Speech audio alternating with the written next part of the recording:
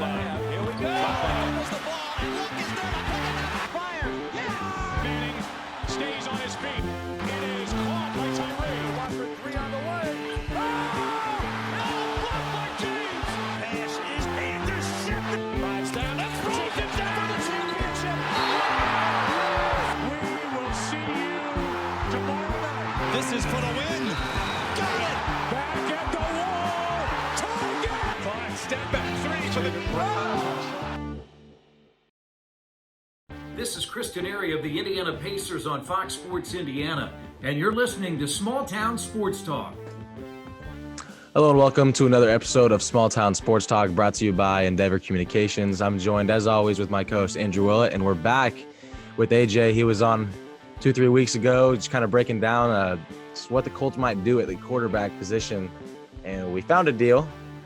I don't know if AJ is going to be too excited to talk about it, but that's why he's here. So we're going to get right into it. We'll start with Andrew first, and we'll let AJ go. The deal for the Carson Wentz was we gave up a 2021 third-round pick and a 2022 second-round pick, and that can flip to a first with some conditions. So, Andrew, I'll let you start. What do you think? All right. I'm I'm pretty optimistic about it. I'm not going to lie, Jonah. I felt like we were going to need a quarterback regardless this offseason. We probably weren't going in with Eason. So if you're losing a first-round pick, like potentially, and if things go right, then you will lose a first-round pick. I'm okay with that deal. I think the Colts, they got their man. I'm looking forward to see what Reich can do with him, because we saw that back in 2017. That worked out pretty well.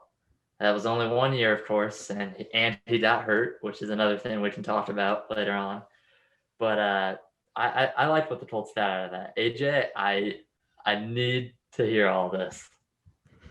Okay, so have either of you had this is a perfect analogy. Have either of you ever had a really good friend who started seeing somebody and you know that they had a connection, but you're not so sure about them, and you want to support them, but at the same time you're just like, I'm not sure that you two are gonna quite work out. That's basically the way that I felt the minute that I heard that Carson Wentz was on trade block. I was like, okay, I know that he has a connection with Reich, and I know that he had success, but given everything that's happened, I don't like the optics of everything that's breaking down with the deal, or breaking down with how Carson Wentz may or may not come to the Colts. Obviously, the only other team that I ever heard about was the Bears, which just made zero sense. I think that was trade bait. So the Colts basically kind of held all the leverage.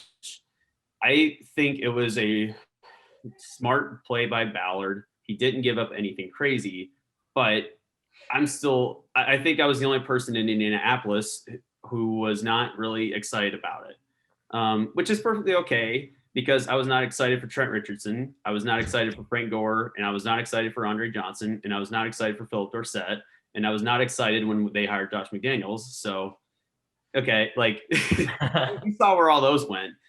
Okay. So, AJ, for next Colts GM, is that what you're saying? No, I was actually very happy when they hired Chris Ballard. I love that deal, and I also loved when they hired Frank Reich. Josh McDaniels, big no.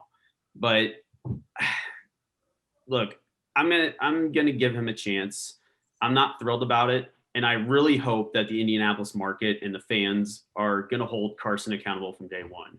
I am still waiting, and this is something that I may never hear, and I'm going to be a little bit salty if he doesn't come out and say it, but I'm still waiting for him to come out and say that part of Philadelphia was on him, that it's not just Howie Roseman, that it's not just Doug Peterson, that he deserves some of the blame, that he's willing to move on, and that he learned from that experience. And I have not heard him say it. I know that the deal's not official yet, and I hope that come March 17th or around that time, he's going to have a press conference and say those things just to kind of clear the air and start fresh.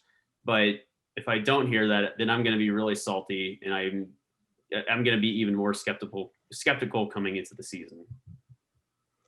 Yeah, I would agree with that. I think my my biggest fear with all this, I like the deal. I like Wentz. I like the potential of Wentz, and I like what we're able to give up for him.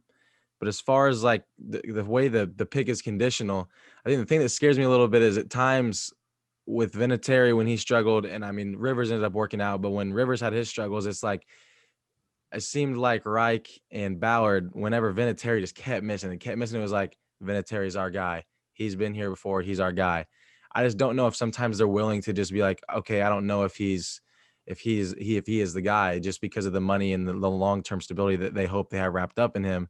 And I don't want to see us just hold on to Wentz just to hold on to him because we want him to be our guy when there's a guy like Easton sitting right there. So, I mean, I'm okay with the deal. I think there's a good chance it works out, but I hope we don't just hold on to it just to hold on to it. Like if he comes in and he doesn't play good, then I hope we try to find a way to move on from him. If that makes sense. And I've got a question for you guys, because I think we're all in agreement that we don't think the Colts gave up too much for him. But do you think this could be like you said, Jonah? I don't know that Ballard would take a moment to move on from Wentz if it's not working out. But would it be Carson Wentz and Frank Reich? Is that a package deal now, or how do you think the front office would look at that? I would hope not. Working out? I want to say no. I don't know. Well, it's tough. The toughest part that Frank Reich has had to deal with since he's walked in is that obviously Andrew Luck came back his first year, right? 2017, Brissett was the guy. Andrew Luck was out the entire season, a lot of uncertainty. Reich gets hired, Luck comes back, and it was rocky at the first 6 weeks, and then they finally started to figure it out, and they had success, went on to win a playoff game, and we saw that Reich could quickly develop that. Obviously, Luck retires. Then you go back to Brissett, and he's obviously, it was right at the beginning of the year, so the Colts were kind of stuck with Brissett. This year, they had Phillip Rivers, who they brought in. He had another connection. So Reich has never, this is the first time that he's may or may not have a quarterback who's going to be here for the second year. So, if Wentz gets hurt again, I don't really know, and he struggles. I don't really know that you can blame it on Reich. That's going to be the part where Ballard's going to have to really look at and say, is it fair to evaluate Frank Reich based upon all the circumstances that have happened? Or are you going to evaluate him based on the results of how he's handled everything else? That's going to be a big thing. Right now, it's kind of hard to say because it's really, when you look at it, he's gone to the playoffs twice, and that's with two different quarterbacks. That's pretty impressive considering that a lot of other coaches have had quarterbacks. I look at the Raiders, like John Gruden, he's been there a couple of years and hasn't done anything with Derek Carr. So I think my question for you guys is, where do you view the ceiling of this team with Wentz? And I know a lot of that kind of depends on what we get with free agency, but I think I've seen kind of a split narrative in the fact that there are people out there that are like, if Wentz pans out, the Colts are contenders. And then I've seen people like Dockich and other people that have just been like, hey, the Colts have a lot of gaps. They have a lot of places they need to fill, and we need to pump the brakes on saying that. Where do you guys view that? Well, AJ, I'm going to start out here. I think with a QB that's really what this roster needed the most. And I think they're incredibly close to being top of the top, being where they want to be at the end of the day. And you keep seeing all of these national media. I know I did the NFL app updates and notifications saying this guy would be perfect for the Colts, and all the big time free agents. So yeah, there are some holes. Guys like Dockich they're right. We need a left tackle now because of Costanzo's retirement. But you have a first round draft pick and all these different positions and free agents that the Colts are looking to get to. I think they're going to get what they need this offseason. I think they're probably going to be one of the better teams in the AFC. Yeah, I don't disagree. When I look at the Colts, they were a couple of mistakes away from beating Buffalo. who knows what could have happened against Kansas City. I don't know if they if they would have beat Baltimore or I forget the other AFC team. Buffalo. Well, I mean, they were close to beating Buffalo, but Kansas City. I'm trying to think of who they would have played. Oh, you're right. Whoever they would have played Baltimore. whoever they would have played in the AFC Championship game. But they were they were really close to beating Buffalo. So it's not like this and that was with Phillip Rivers, a guy who came in a pandemic, didn't really have time to prepare his team. So they were that close. But there are definitely things that I think the Colts have to shore up. Obviously, left tackle is probably the most glaring need now. I still have a lot of question marks about receiver. What do you do with Ty? Is Pittman going to be the guy going forward? Can Paris Campbell stay healthy? Is he going to be around? And then obviously, I think the Colts are probably going to move on from Lee Hooker. So you have to look at safety. But every other spot, I mean, there's just it's mostly just about filling more depth. They're as good as any other team offensively, with the run game. And I think Jonathan Taylor is only going to get better from here now that he has a year of kind of understanding how gaps and things work up front. So they are close. It's just, can Wentz stay healthy? Can he be the guy to develop? And can the Colts develop a couple more pieces and fill that depth up, especially as injuries start to pile up? Well, I think Go ahead, I John. think you can trust in Ballard to try and fill that depth. But you mentioned Jonathan Taylor, like his last 6 games or whatever, he was a monster. And then I just want to point out some stats now, because we are talking about Wentz.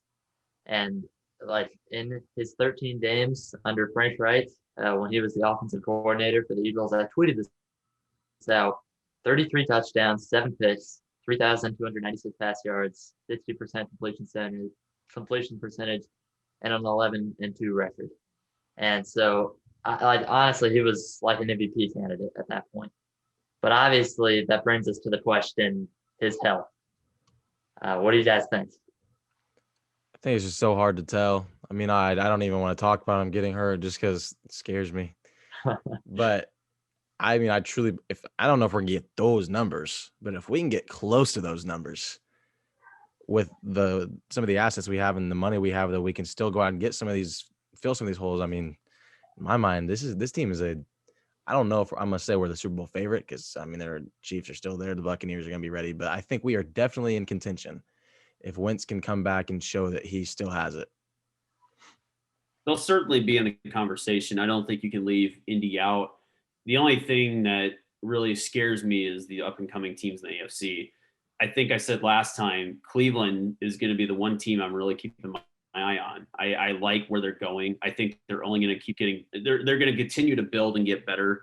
Kevin Stefanski is only going to continue building that program.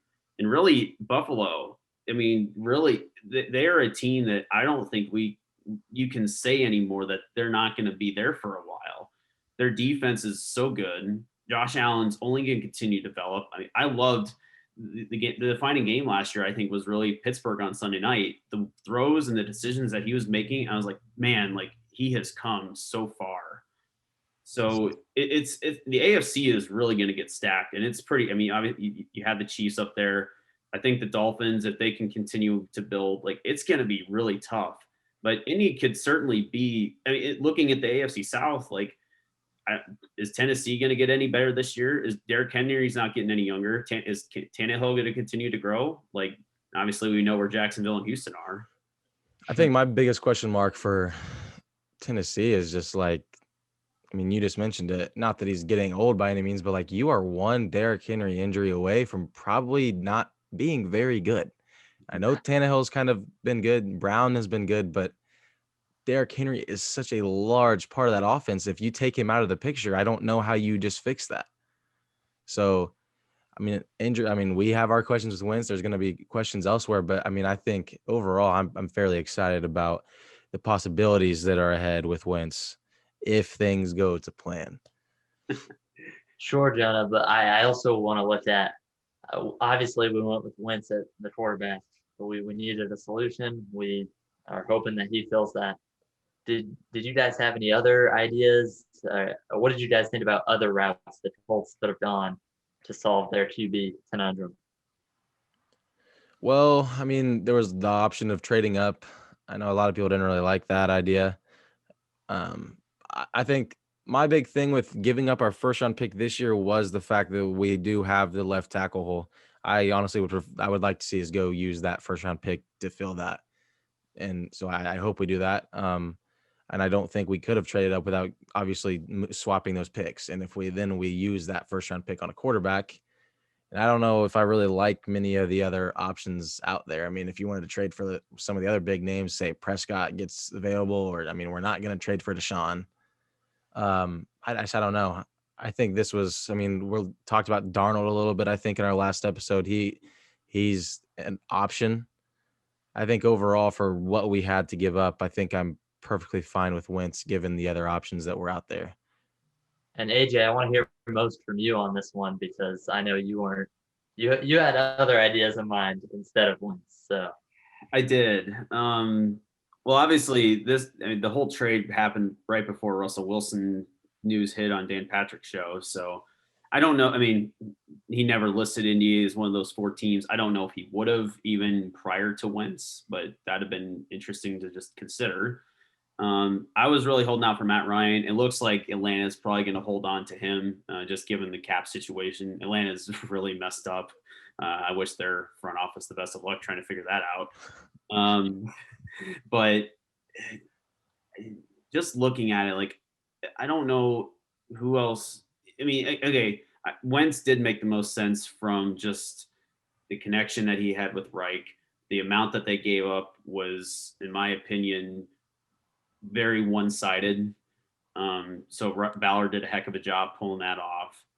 well, and you had the Philly fans expecting Darius Leonard or something out of that deal. So, given what the Eagles were saying, they wanted something along the lines of a Stafford deal, and I'm just like, first of all, the Stafford deal was a totally different animal. The Rams were trying to free up cap space. They wanted to move on from Stafford. Like, there were too many other things in that trade. This is just the Eagles saying, we want to offload his contract. We don't want to deal with him anymore. And we also have this guy, Jalen Hurts, behind him. Like, 2 totally different situations. And plus, Goff has played in the Super Bowl. I know Wentz probably would have, but he got hurt. So you can't really, it's hard to judge. Looking back, I mean, the Prescott thing probably wouldn't have worked out. Dallas has to make a decision there. I have to tell you, the more I look at Zach Wilson, that's intriguing. Somebody's going to get a special prospect, and if they could develop him, I think he might be something. I think that's, yeah. My whole thing this year, and I even kind of talked to Andrew about it. I was kind of on that for a little bit. I was kind of excited about the idea of moving up, maybe going and getting a Fields or a Wilson, someone that could run. But I don't know. I think you mentioned it best. I think Wentz made the most sense with the connection and what we had to give up. So yeah. Andrew, what do you think? Like I said, I'm optimistic about it, and we both see the Colts as being one of the top tier teams. Jonah, do you want to get into this QB carousel though? Yeah, I'll let you take the reins on this one. I know you've got a list of teams and where you feel they are, and we can talk about all of them. So you can go ahead and start that if you want. Jonah, do you know what is ridiculously fast? What's that, Andrew? Endeavor Communications internet speeds. That's right. In Indiana, basketball is everything. And if you're anything like Andrew and I, you are always streaming basketball, your favorite sports, or just your favorite shows. And hey, you're always going to need Wi-Fi. Ridiculously fast. Endeavor Communications provides Wi-Fi perfect for watching the big game, streaming your favorite shows, working, studying, and gaming all at the same time. Not only is Endeavor fast, but when you go with Endeavor, you support the whole community. Endeavor Communications is proud to serve and support our local community. From homes, education, businesses, Endeavor will keep you ahead of the game. You can find out more and see for yourself at weendeavor.com. That's weendeavor.com. And tell them SmallTown SportsTalk sent you. Yeah, because this NFL offseason has seen like the most QB rumors. Obviously, today you just found out Big Ben staying in Pittsburgh, but even Pittsburgh wasn't totally sold there. And then the Russell Wilson news. And we're even forgetting before that there was the Aaron Rodgers like question marks there, and somehow that's a thing. But yeah, let's get right into this. I think I kind of separated these teams by their QB situations. And I'm going to start out with the up and coming quarterbacks. Like they have one going forward. You're going to look, ironically, just talk about the Eagles, Jalen Hurts. You got the Jaguars, the Bengals, and the Chargers. Those are my 4 up and coming QB situations. Seem pretty fair? I would totally agree with that. Yeah. I just feel bad for Joe Burrow, but yes. Yeah. Hopefully he can get back to full health and the Bengals can have some sort of help for him. For that I say good luck. Yeah, I'm interested in this next tier of teams. I want to hear this next tier. All right. So actually we'll mention a few others before my upcoming tier, but it's the Patriots and the Washington football team. I think those are 2 teams that have no clue what they're doing at the QB position. And to be honest, I don't either. So do you think there's a chance we see Washington really buy into Heineke after what he did in that first round? I mean, seriously, after it seems like that bridge with Alex Smith is totally gone now. He's not coming back. Not that he was going to be your starter, but I mean, that's one of your options gone. He's also an option for other teams. Yeah. So I don't know where they go. All right. And then looking a little more forward, these teams have options at quarterback, but they still have a lot of question marks. In between these 2 tiers, though, is the Texans. They are nowhere. They belong with no one else. They are all by themselves in their little QB situation. Moving on, the Raiders, the Broncos, the Giants, the Bears, the Panthers. I threw the 49ers in here, the Dolphins, and the Jets. I feel like the 49ers and the Dolphins both have probably better options than the rest of the group, but I think they all have a quarterback. They just don't know if they're going to want to stick with him. Which one of these teams to you guys makes sense for Deshaun Watson? Because I know I've heard a lot about maybe potentially Chicago, Denver, some of these teams in that tier that you just mentioned, potentially going for what? Like, do you guys see one of those teams kind of being above the others as far as like moving, like the willingness to move him for him? Well, have you heard anything about the Jets, AJ? They are on an island with Sam Darnold. To be honest, like they are such a murky situation. I don't think they really want him, but at this point they're kind of stuck with him unless they can really find a suitable trade partner. Like, it's not a good situation for either side right now. And I don't know if they could find a trade suitor. 49ers maybe, but at that point, just stick with Garoppolo. Right. Yeah. Well, and I've heard maybe Deshaun to the Jets. Like he has some interest there, maybe. You're buying into the Rich Eisen hype, huh? If that is true, if Deshaun seriously is like considering playing in New York, I think that goes back to a great point that AJ made before we started recording, and that's the fact that Deshaun has to have some kind of dirt on Houston. For him to want to leave the Texans to go play for an organization that has been as bad as the Jets. I mean, seriously. There's got to be something else going on in Houston that other than just him being kind of mad at the way they handled some of the offseason moves. Well, and I know you wanted JJ Watt, like he asked out of there too, and obviously it's bad. He's gone. First of all, I had on your third tier. I just had one problem with one team, the Giants. I don't know. I think 1 year from now, if Daniel Jones doesn't continue progressing, I think you can put them on there. I don't know that necessarily right now because it's still. I mean, everything that's happened in New York is it's not good. And I don't know if you can fairly evaluate him. But with Watson, like it's there has to be something more there because remember, he signed his contract after they traded DeAndre. Like it wasn't one of those things where it's like, oh, he signed it before and then DeAndre Hopkins trade. No, he signed it after. So there had to have been just something between either him, Cal McNair, or Jack Easterby, or maybe all three of them. Because it's just, I don't see it working out. I don't see him coming back to Houston, even if he sits out the entire year. Like, there is something more there that he is not saying right now. Yeah, there has to be. I don't get it, honestly. All right. Well, my favorite out of that tier was the Dolphins. I think they have the pieces, a young quarterback in Tua who only 1 year under his belt, a lot of potential. I think that's probably the best case scenario for Deshaun. And I also think they have what it takes to make a move. Yeah. Plus- Where do you go ahead, AJ? Plus, to play with Brian Flores, just the culture that he's building. I mean, it's pretty remarkable. Although I will say I was very shocked when I woke up a couple days ago and found out that they released Kyle Van Noy, because that felt very Patriots. And I was like, oh no, like, are they really, like, you had something good going. Are you really going to do that right now? Especially after you sign him to a 4-year deal? Like, not the best look, but I'm still hopeful that they're building something. And I think it makes a lot of sense that he would go to Miami if they make it work.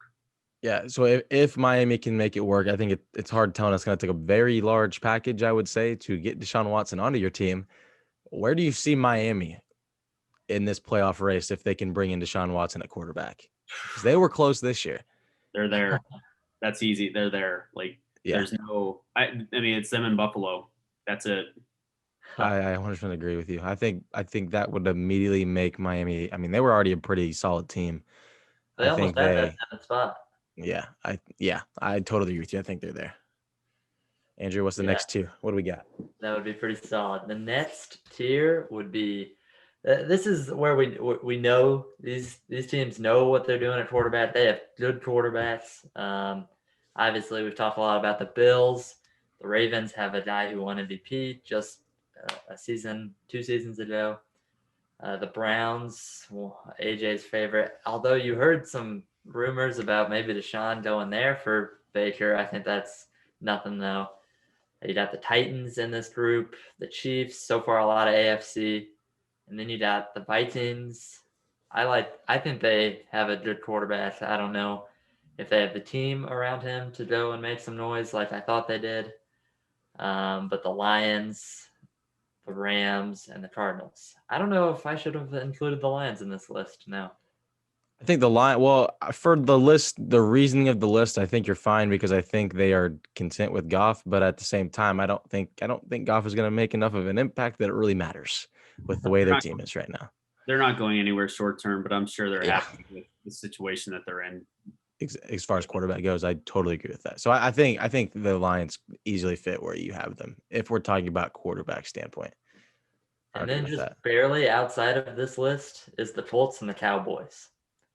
Because the Dak Prescott situation is it's interesting, and then the Colts, it's a wait and see. Obviously, Jonah and I are pretty optimistic, but you gotta look at it. What do you guys think about the Cowboys and the Colts? You know how you said earlier that you think that the Texans are their own category? I would put the Cowboys in their own category. I think the state of Texas deserves its own category for quarterback situations because Dallas, I mean, the problem with them is that they waited too long. And if they're going to sign Dak to yet another franchise tag, like, yikes. And here I get Jerry Jones's reasoning. We like Dak, but we don't like him that much. So we're going to wait and see. We'll give you the franchise tag this year. We'll really see, like, are you the guy next year? Are you really going to help? Because look, I mean, he hasn't won a playoff game yet. The only playoff game that that he's played in was in 2017 when they got beat by Aaron Rodgers. And he looked great in that game, by the way. But since then, it's like 8-8 and 7-9. Like, it's nothing special. And I mean, this year before the injury, they were not on necessarily a good path either. Yeah, so he looked great though in those first few games. I don't know. It's hard with all these rumors this offseason. It's hard to tell like what's real, what's fake. But I do understand the Cowboys maybe being hesitant if it is genuinely true that Prescott wants Mahomes like money. I don't know if you give him that right now, especially coming off the injury that we just watched him have. You Like, should. yeah, so I see where the Cowboys are coming from there. That the problem is that they waited too. If they really they should have signed Prescott 2 years ago and just said, look, because now, I mean, his stock has definitely risen. Is the stock necessarily worth it now? That's up in the air, but they waited too long to pay him. And it's either, they give him the franchise tag one more year and they say, okay, we're done, or you sign him to the big deal next year. That's the position the Cowboys are in. Yeah. Well, did you see what teams did you see them trading Dak Prescott to? None. Honestly, what are the Cowboys? What short-term answer do they have? Okay, you're gonna trade him for Sam Darnold, and you're gonna trade him for what? Matt Ryan, and there's really no good trade partner because you're gonna ask way too high a price. You don't know if Dak's. I don't know how other teams value Dak. I'm sure some value him, some don't.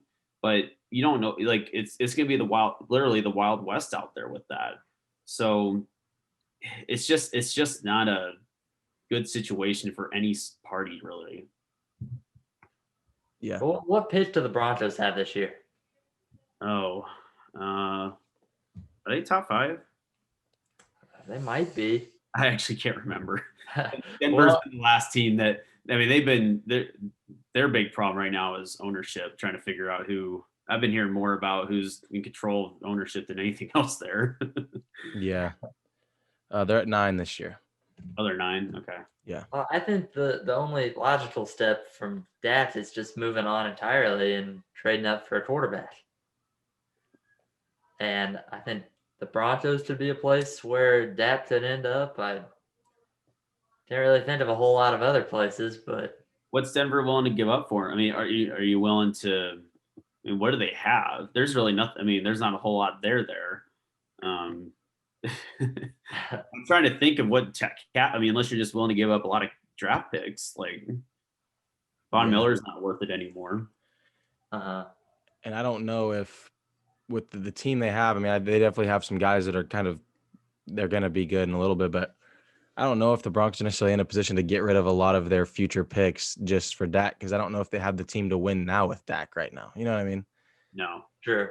He has a better chance in Dallas than he does in Denver. Yeah, so I don't know if you give up your future knowing you don't know if you have a present with Dak as far as the team goes.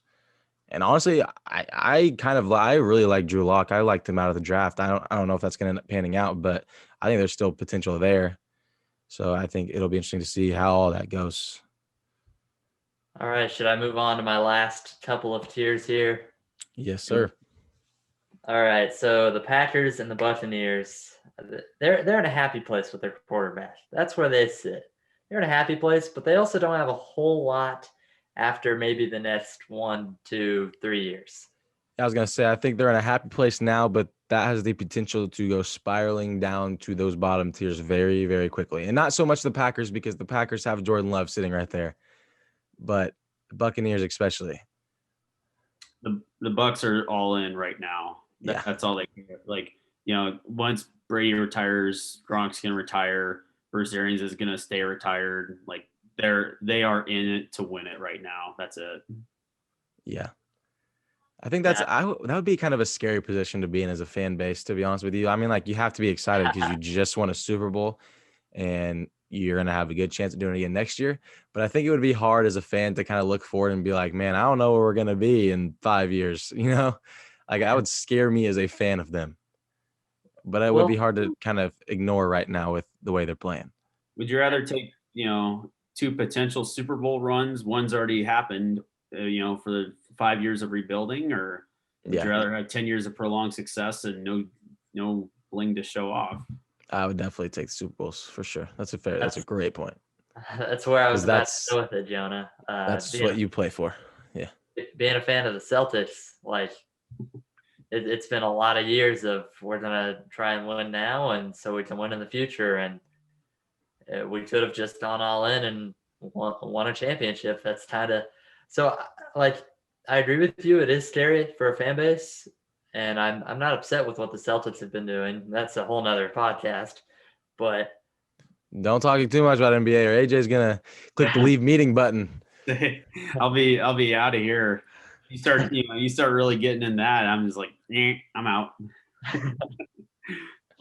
no, but I would like being a fan of the Buccaneers, just go and win now, like entirely for these last couple of years. So, Yeah, and the Colts had themselves an opportunity to potentially do that.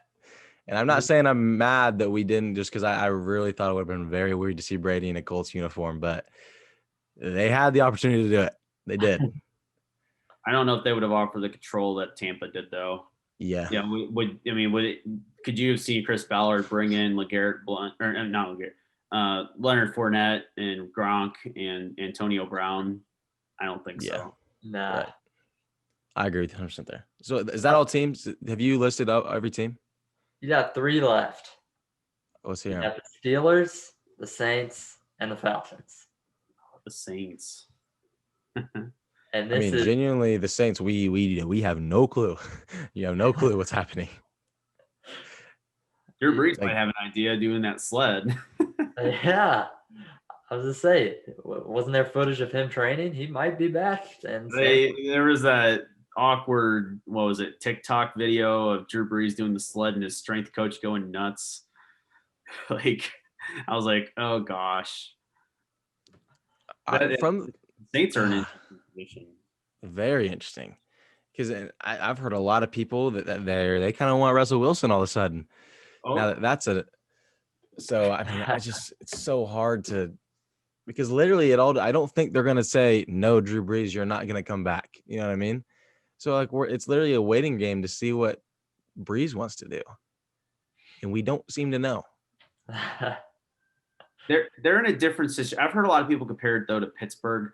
I think it's apples to oranges. Like, yes, they're both quarterbacks that they want to go out gracefully, and both organizations want to do it the right way. But with the Steelers, like, you kind of had an out, because you could just say we're rebuilding. Like, Roethlisberger, if you want to go somewhere else, go somewhere else. Breeze, he made New Orleans. He kept New Orleans. He kept the Saints in New Orleans. Like, he brought them a title. So like the Saints, it's a much harder proposition to say, hey, Drew, like, we don't really want you anymore. Like, you're really going to do that? Like, it's a really sticky situation. Right. And I think if they were to tell Drew that, hey, we're not going to, I think that we would know that already. They would have done that already. Mm-hmm. I don't think they would be sitting here letting Drew really continue to contemplate what he wants to do if they know that as a franchise, they want to move on. Mm-hmm. So then and say he does leave, then it comes down to, do they want to potentially make a big move and go for Wilson, or do they want to stick with Jameis? I don't know. I personally would not be even thinking about Taysom Hill as my quarterback. I would not. Tom Payton loves him. He said many times he loves him. I don't know. I just don't like that. I don't. I think I would rather have Jameis Winston than Taysom Hill for sure. The thing is, though, you're not Sean Payton, so yeah, very true. And, well, we already talked about the Falcons, probably sticking with Matt Ryan, but I totally missed out. I forgot the Seahawks. Well, that's a whole discussion of its own. And if we weren't close to an hour into this episode, I would say we could get into it. But we kind of hit on it. I mean, who knows, man? It was just kind of a weird thing, because it came out. It's like, hey, I don't want to leave, but if I did want to leave, here are my 4 teams that I would leave for. So it was like, do you want to leave, or do you want to be there? Just didn't make a whole lot of sense. Yes, I have a quick thought. I'll keep it brief.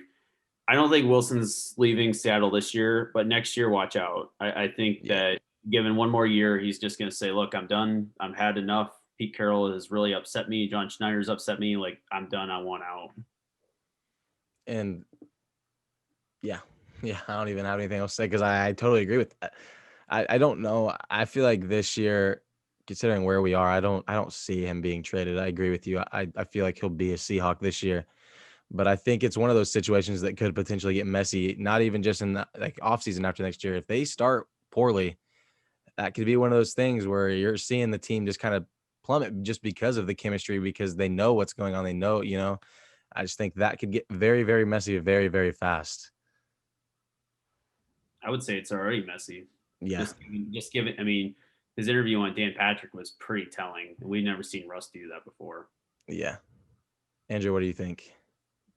I'll agree with you there. It's pretty messy, but you also saw Seattle not happy with how this whole offseason has gone for them. And I don't know. I don't know about Russ. That's a whole different topic. That's a whole kind of in a category of their own, but that is the QB carousel, Jonah. Yeah, I mean, hey, if Wentz doesn't work out this year and Russ is truly unhappy, then we might be back in that conversation again next offseason. AJ will be making a couple more appearances. Who knows? It's hard telling. In Well, NFL, it's not about NBA basketball. Yeah. That's really cool. It's crazy right now. So, I mean, I think that's all I got for this episode. Andrew, AJ, you guys have anything else you want to throw in here? The floor's open. Andrew, I'll let you go first. Let me go first. No, I'm happy with what the Colts did, and I don't think we're going to see a whole lot more fireworks in the NFL offseason. The one big question I have left is, what's Deshaun going to do with Houston? Like I said, I feel there's something more there, and it's either going to be the greatest fireworks show we've ever seen, or it's going to be, the Deshaun Watson fading quietly into the night and just keeping to himself. Is there any chance at all that you see Deshaun Watson plays a snap for the Texans this year if the Texans continue to hold out? No. I say no. Yeah. Nope. Yeah. Which is why it's so weird to know that they are so attached to the idea of just not even thinking about it. I don't understand that. I know it's going to cost you that money. I just don't know if you can keep someone like that on your roster that is that good when you have so many options out there. Especially when you know that the window to get capital is shrinking by the day as teams start to figure out what their plans for quarterback are next year. Right.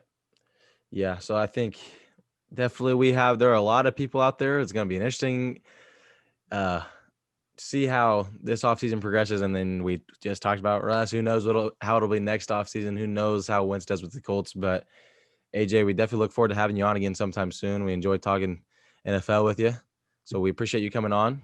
Andrew, I'll let you take the rest of the outro because you're pretty good at it. That's your go-to.